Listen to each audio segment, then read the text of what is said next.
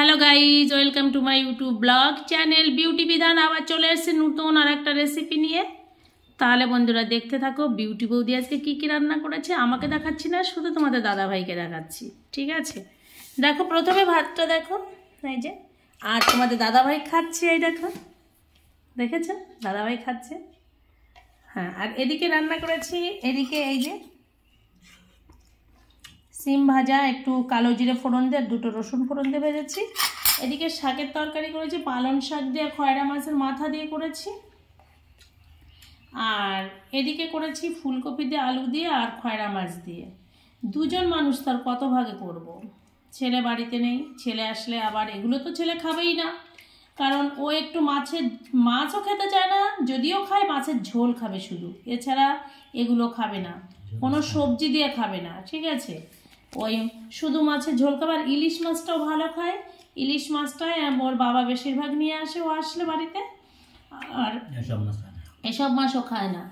এবার ওটা সর্ষে ইলিশ করি, ওটাই ওর প্রিয় খাবার। কিন্তু আর একটা খায় চিংড়ি মাছ, চিংড়ি মাছটাও নিয়ে আসলে একটু ঝাল করে দিই, কিন্তু হ্যাঁ, গলদা চিংড়িটাও ভালো খায়, কিন্তু ওটা তো আবার মালাইকারি করা যায় না, ও আবার মিষ্টি দিয়ে রান্না করলে বেশি পছন্দ না, মিষ্টি মিষ্টি খাবার বেশি পছন্দ করে না, ওই জন্য ওটা ঝাল করে দিই।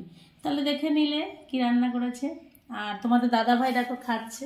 কি গো বন্ধুরা দেখো, এই লোকটাকে আমি কত বকাবকি করি জানো তো, আবার এই লোকটাকেই আমি কত ভালোবাসি।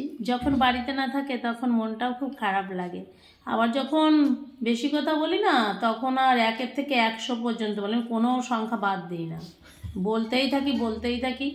আর এনার কোনো রাগ নেই, রাগ যত আমার দিয়েছে ভগবান, সত্যি। আর এই ব্যক্তিটার কোনো রাগ নেই জানো তো, সত্যি। তোমার দাদাভাইকে পেয়ে আমি জীবনে হ্যাপি। আর তোমরা হয়তো বলবে হ্যাঁ গল্প দিচ্ছ, গল্প না, সত্যি সত্যি বলছি। তোমার দাদাভাই ভীষণ ভালো, ভীষণ ভালো, যত খারাপ আমি।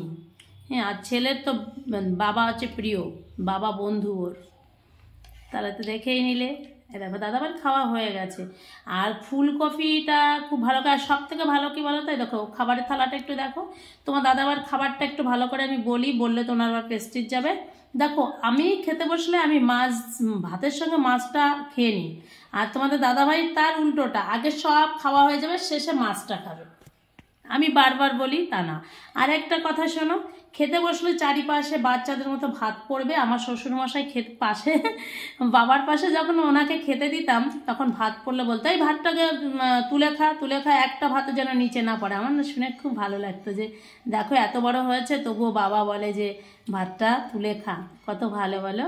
আর এটাই তো ঠিক যে ভাত কখনো জানো তো, একটা ভাত মানে একটা চাল থেকে একটা ভাত হয়, কখনো ভাত নষ্ট করতে নেই।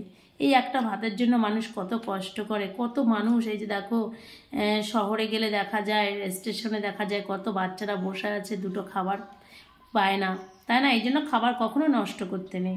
দেখো তোমাদের দাদাভাই পরিষ্কার করে খেয়েছে, আর এই মাছটা এখনও রেখে দিয়েছে, ওটা লাস্টে খাবে, ঠিক আছে? রাখছি তাহলে বন্ধুরা।